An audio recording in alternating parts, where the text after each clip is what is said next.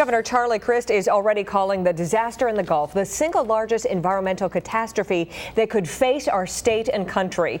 And more uncertainty tonight as the oil slick in the Gulf continues to grow.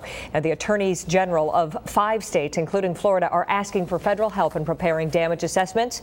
Oil washed ashore today in the southeastern Chandeleur Islands of Louisiana. And 2 Democratic lawmakers are calling for a state constitutional ban on oil drilling in Florida waters. 10 Connect reporter Noah Pransky is live in Pensacola at the Naval Air Station. And Noah, what did the governor have to say today? Well, this was his 4th visit here to Pensacola, which has become essentially BP's Florida operations center for this emergency. And his task today was to meet with 2 members of the White House cabinet who were in town.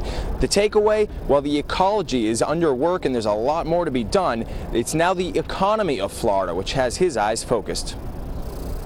As you can see today, it's a beautiful day in Florida. The beaches are clean and the fish are biting. There was lots of good news to report after hours spent around the roundtable. The majority of the Gulf area is still open for fishing. Governor Crist, Homeland Security Secretary Janet Napolitano, and Commerce Secretary Gary Locke met for several hours at Pensacola Naval Air Station, speaking about the next steps in repairing a leak in Florida's economy. Not just the fishermen, but the seafood processors, the truckers, the waiters, everyone who depends on a thriving Gulf ecosystem. But the trio also found themselves deflecting criticism just about who was in charge of the joint operation. The president, who is keenly involved in making sure that BP is held responsible, but that we don't hold back on anything, waiting for BP to accomplish it.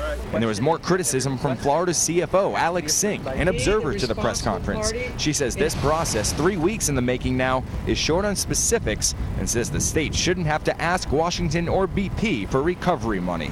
We ought to have the federal government putting the pressure on BP to put cash in the hands of the people who have legitimately already been impacted by this economic crisis. One of the things that may have been adding to Singh's frustrations today, she says herself she can't even get a hold of anyone at BP, high, low level, anybody. She gets voice recordings on a 1-800 number. So she sent a letter to BP today. If she says that doesn't get their attention, she'll fly to Houston and bang down their door herself. Live at Pensacola Naval Air Station, Noah Pransky, 10 Connect.